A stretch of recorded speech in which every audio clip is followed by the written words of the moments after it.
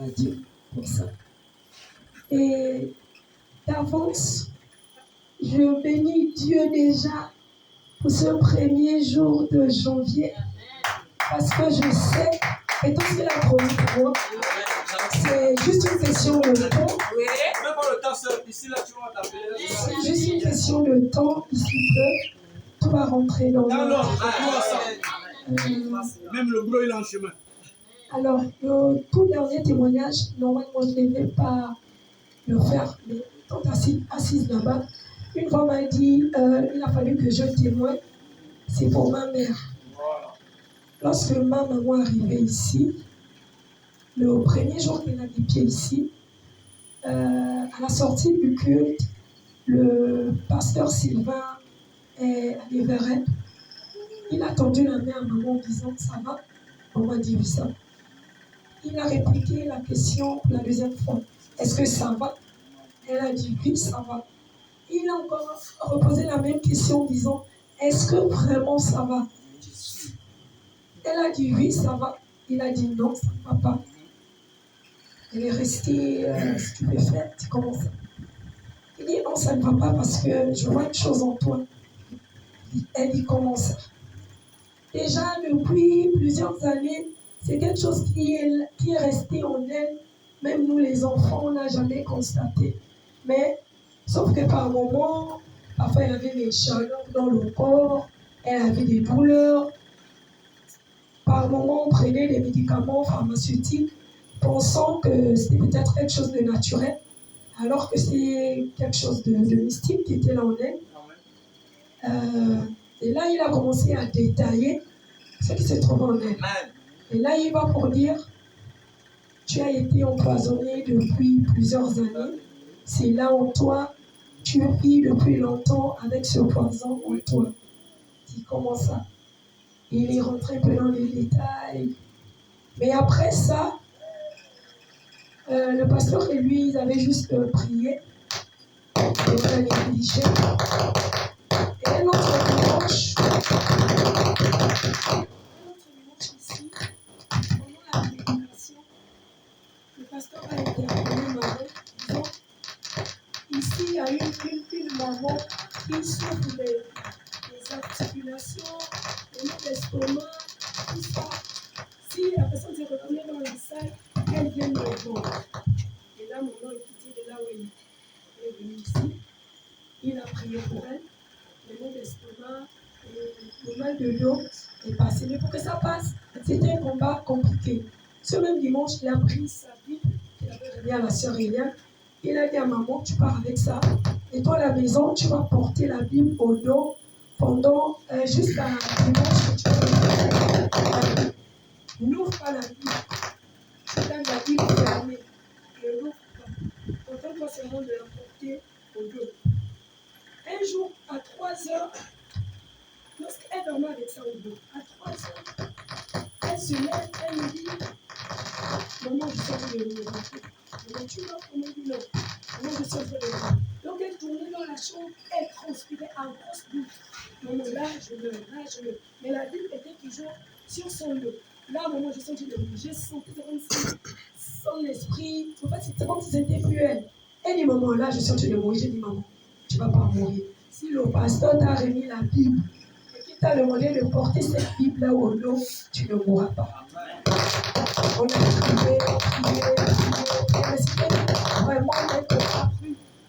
Il est en train de tomber sa main. Il l'a restauré. Mais ce qui me fait témoigner, c'est le tout dernier. Récemment, il est venu pour le mariage de mon aîné. Il s'est passé la semaine dernière. Quand il arrive, et là, dans le monde spirituel, il a été programmé qu'elle devait mourir ce 31-là. Un jeudi, le mercredi d'abord, dans la nuit, elle reçoit un coup de fil de mon aîné, que je lui tiens de nom par discrétion, un ancien sénateur. Elle a eu échangé avec ce dernier. Après l'échange, elle ne nous a jamais dit que le grand frère l'avait appelé. Donc la nuit de mercredi à jeudi, dans la nuit, en dormant, souvent elle avait pour habitude de se réveiller à 3 heures pour prier. Mais ce jour-là, On constate que 3 heures, maman ne se réveille pas pour prier. Elle commence à ronfler comme la grille. Quand mon aîné aussi était venu pour le mariage, elle me touche et me dit, Frida, mais écoutez le ronflement de maman. Aujourd'hui, elle n'était pas réveillée pour prier. C'est comment? On touche maman, on met elle ronfle, mais un ronflement étrange, bizarre. Et automatiquement, on a senti une odeur dans la chambre, vraiment une odeur très bizarre.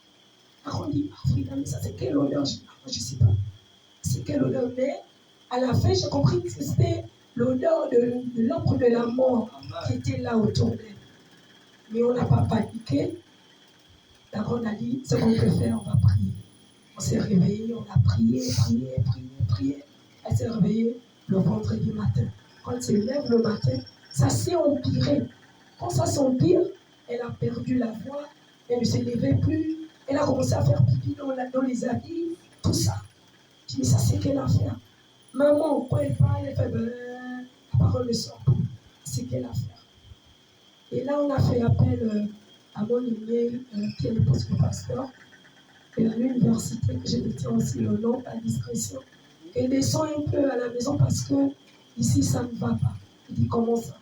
Elle est venue, on a passé les coups de fil à gauche et à droite, elle est arrivée. Quand elle arrive, maman avait déjà eu la parole, elle ne parlait plus, les yeux étaient assortis, les orbites. Tu sens vraiment que ça c'était déjà la mort.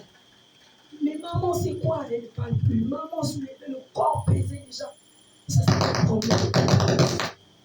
On a fait on appelle ça le bain de vapeur, parce que c'était le conduit. Elle a fait le bain de vapeur, elle a fait le donnet pour faire boire, elle a vu. Ça a essayé de se calmer, mais apparemment, ça n'allait pas. Il était obligé de contacter. Quelque chose m'a dit, appelle le pasteur. J'ai dit non, je n'appelle pas le pasteur.